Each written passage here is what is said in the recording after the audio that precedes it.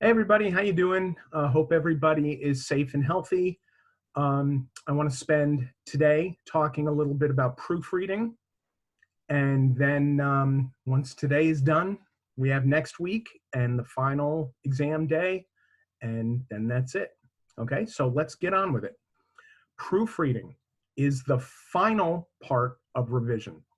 Once you have a thesis, once you have found a way to structure an essay to convey that thesis, once you have drafted it and revised it so that the ideas are connecting to one another in a logical fashion, then the last step that you're ready to take is proofreading. All right. In proofreading, you have to check for grammar, punctuation, spelling, awkward sentence construction, any of the small stuff like that that you think might distract the reader. And that's why we correct these things in proofreading, is because errors distract the reader. And when your reader is distracted, you cannot convey the thesis. It only takes one error to distract a reader, okay? And most college instructors reading a paper, if they see one error, it's not that big a deal. The more error you have in your paper, though, the more your reader is distracted. And once your reader is distracted sufficiently, your paper has not succeeded at its goal, which is to convey a thesis. Word processing programs will catch some, in some cases much, but not all error. Word processing programs will not catch all the errors that might be in your final draft. Don't assume that your essay is good to go just because your word processor tells you so. All right, it won't recognize synonyms if you've used a word incorrectly and you meant the synonym of that word instead. Some word processing programs will not catch other errors that you've made. So ultimately, it is your responsibility, not the word processing program's responsibility, to catch all the error that you need to catch before you hand that essay to the person who's going to read it and grade it. When proofreading, you have to read what is actually in your essay, not what you thought you wrote. And that is often, those are often two different things for every writer. And I'm not just talking about student writers, I'm talking about professional writers with decades of experience. We are so caught up with what we think we wrote or what we meant when we wrote what we wrote that we don't see what's actually on the paper. This is why, even professional writers, even very experienced professional writers, do not release anything publicly until it has been edited by someone else. And, I absolutely include me in that category. When I write something that is going to be read publicly, it does not go out until a second set of eyes has seen it. And I have someone who does that for me. Many students don't have that. So it is up to them to proofread their paper themselves. And again, it can be difficult. Here are some things that will help you do that more effectively, though. Here are some hints that, I'm sorry, I have things popping up my computer that's distracting me. Okay, some things that you can do.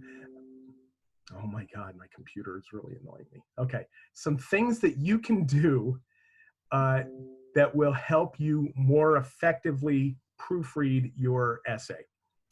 The first and foremost thing I would suggest is to leave time to do it.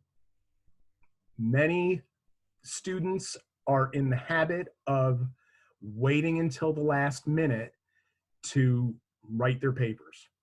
I know that despite our urging, there are students who wait until the night before a paper is due before they write it. I was trained as a journalist. I was a journalism major as an undergraduate. I was trained to write on deadline. Okay. And as a reporter, I wrote sometimes literally hours before the story was published. Still to this day, I need the pressure of a deadline to focus me, I guess would be the best way to put it. And that's my process. Every writer has his or her own process that works the best for them to write. And we're all different. We're all individuals. I'm not here to tell you what your process should be. Your process is whatever works for you. However, if you leave yourself enough time before proofreading that you can put your essay away for a while and you can step away from it and forget about it for a while, that will help you in your proofreading process. When everything was handed in on paper, what I told students was to put the essay in a drawer, close the drawer, walk away, and leave as much time as possible to forget about it before they proofread it. That means they have to do everything else earlier. They have to find the thesis, they have to write the draft, they have to revise, they have to re-revise, they have to do all those things they have to do earlier so that they can put the paper in a drawer and close it and walk away from it. All right? I guess what I tell students now is close your computer, you know, finish your revision, your re-revision, your re-revision, however many times you have to revise it, save it, close your computer, shut it down, walk away, and forget about it for as much time as you possibly can. Hours, days, however long you can make it. Then when you come back, it will not be as fresh in your mind. And you are now no longer reading what you meant to write or what you think you wrote. Now you're reading what is actually on the page. When I go back and read my writing that is days old or a week old or whatever, I find all kinds of things that I didn't see before. So the best thing you can do is leave time. That means you're going to have to start earlier at the other end of the process. If you are writing your essay the night before it's due, you are not leaving time to sufficiently forget about what you've written so that you can read it with fresh eyes, you know. So my best advice would be leave time. You're all freshmen. One of the things that you've had to learn over this semester is how to budget your schedule and how to make a schedule and keep to it. And I imagine that the last few weeks living in, you know, quarantine or sheltering in place, you're having to learn that even more. You're having to learn those skills even more. Use those skills in your writing and they will help you in the proofreading process. Another thing you can do to proofread your papers more effectively is to read your essay out loud, slowly, making sure you read each sentence exactly as written. Don't speed through it kind of, you know, this is what I wrote. Read each sentence slowly and carefully exactly the way it's written. Read it out loud. When you hear your voice saying it, it will be different than when you read it silently and just listen to your brain saying it. I've had some students who have said that standing in front of a mirror helps them do this. Okay? Read your essay out loud, being very careful to make sure that you read each sentence exactly as it's written. Something else that I suggest to students during proofreading is to read the essay backwards. Start with the last sentence, read it. Go to the next to the last sentence, read it, and so forth, all the way through the essay. What you're doing here is you're isolating each sentence. You're removing the context, the stuff that goes around it. Okay, so now your sentence is part of an idea, right? Rather than just being, rather than just reading the idea as a whole. In other words, if you're reading a paragraph that you've written, you are involved in the idea that you're trying to convey. So the tendency is to read what you think you wrote rather than what you actually wrote. So if you read the essay backwards, one sentence at a time, you can then, like I said, remove the context, remove it from the context of the rest of the essay, so that you are isolating each sentence and reading it more carefully, okay? Another suggestion that I make to students is to become familiar with your writing demons and watch out for them. We all have them. Spelling demons, grammar, punctuation demons, common errors that we've spent the last 4 videos going through that you see that you make often. The essays you've gotten back where I've said, this is a comma splice, this is another comma splice. If you know that comma splices are a problem, be familiar with that and watch for them. Meaning every time you construct a complex sentence that uses commas, make sure that you are not actually using a comma splice, okay? Spelling demons, the same way. I think I mentioned to you in another video, one of the words that trip me up are thought, thorough, and throughout, right? If we were in the class, I would write them up on the board so you can see them. My brain, after all these decades of writing, still has not completely latched onto thought, thorough, and throughout. And when I write them, I literally have to stop where I am and THROUG and check it, because I know that's a spelling demon for me. Everyone has them, all right? If we were in class, I would ask you what yours were, because I'm always kind of fascinated to hear what trips up other people. Something else that I found out that I did wrong was using a hyphen wrong with compound modifiers. Like for instance, over anxious student. Over anxious is a compound modifier because it's 2 words modifying the word student. Over anxious student, if I were writing a sentence that said, an over anxious student will often make this mistake in writing, over anxious would be hyphenated, okay? However, if it were overly anxious with an ly, that does not get hyphenated. That was a mistake I was making left and right until an editor finally smacked me in the back of the head and told me to stop doing it. Not literally, but you know what I mean. So become familiar with the demons, spelling, grammar, punctuation, whatever. And as you read your essays, as you proofread your essays, watch out for them, okay? And the last suggestion that I have for proofreading is have someone else read your paper. I don't know how other teachers feel about that. I encourage it. Why not, right?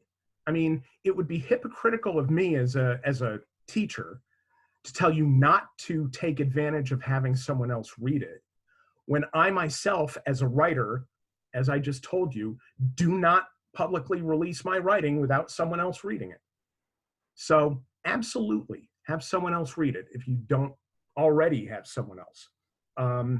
You're all on, as I mentioned in the last video, you are all on the group me together. If you want someone else to read your paper, go on group me and say, hey, I'd like someone else to read my paper. If you read my paper, I'll read yours. Is anyone else interested? And see what happens. If you get one of those emails, I urge you to take the person up on it. Or if you get one of the group me messages, you know, if you see a group me message like that, I urge you to take the other person up on it.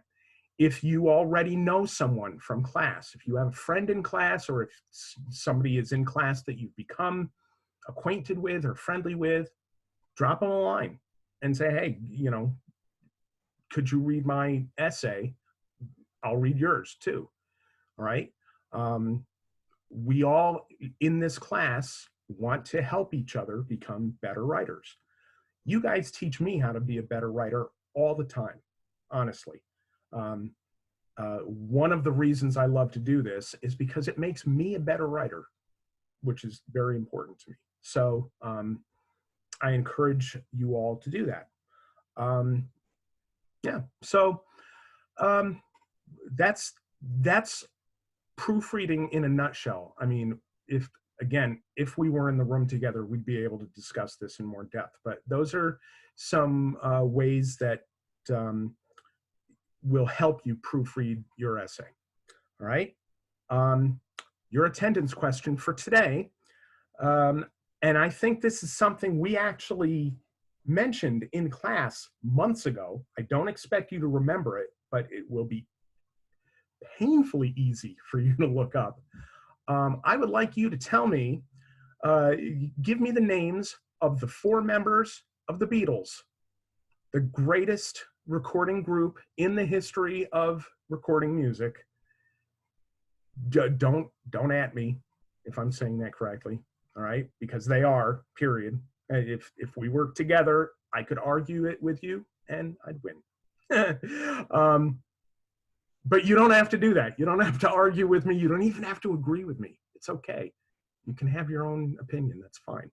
But just tell me the names of the 4 members of the Beatles, okay? Email that to me at the usual address. All right, 4 members of the Beatles. Dates. You are watching this video on Friday, May 1st. Your essay 4 thesis is due. So hand in your thesis. There is a section on Blackboard that says hand in essay 4 thesis here. You also have homework due today, which is questions on anything having to do with this essay 4 assignment. All right, any question you want to ask, go ahead and ask, and I will try to answer.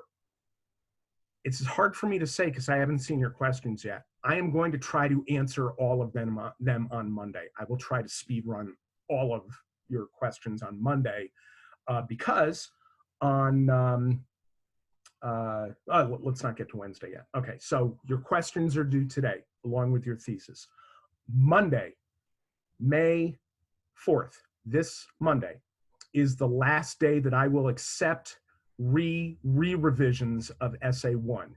In other words, you got a graded copy of Essay 1 back. You are revising it again for another grade. Monday's the last day. Monday, May 4th is the last day I'll accept it, and I will put up a place on Blackboard where you can hand it in, okay? Wednesday, May 6th, Essay 4 draft is due. Okay, so that will be the 6th on Wednesday. I suspect there's going to be a short homework assignment with that, and it will probably be something along the lines of questions about your draft, all right? But I'll put that up on Monday. You don't have to worry about that yet. Friday, May 8th is not only our last regular day of classes, but the last day I will accept revisions of graded copies of Essay 2. Didn't like your grade on Essay 2, you revise it again. Friday is the last day. Friday, May 8th is the last day I'll accept that. I will also put something up on Blackboard. Blackboard, I'll put a spot where you can hand those in as well. And then Wednesday, May 13th is our final exam date. That is the day your essay 4 revision is due. I will accept those up until 6 p.m. Okay? On Wednesday, May 13th. Final exam day, 6 p.m., essay 4. If you have questions or problems, please email me, all right? I will meet with anyone. I will make myself available as much as I humanly can if you have problems or questions regarding essay 4.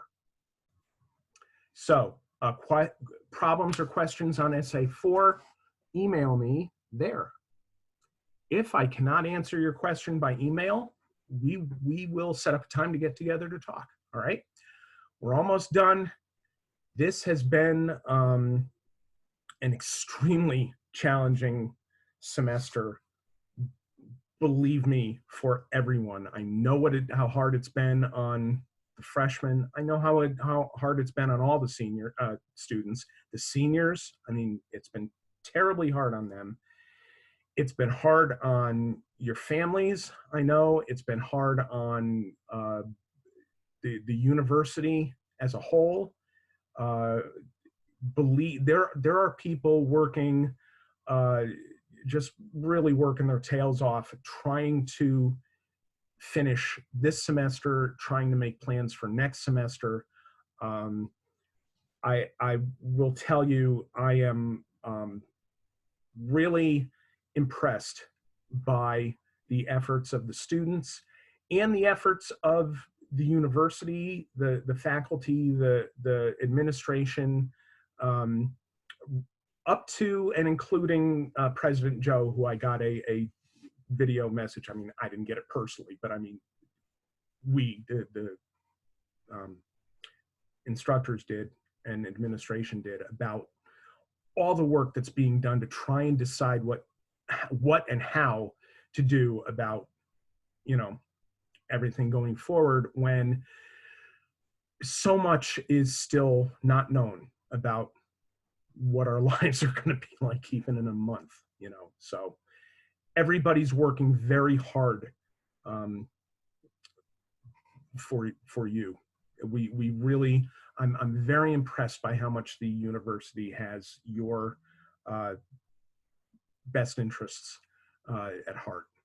You know, our top priority is putting you in a position to succeed, and we're all trying to do that.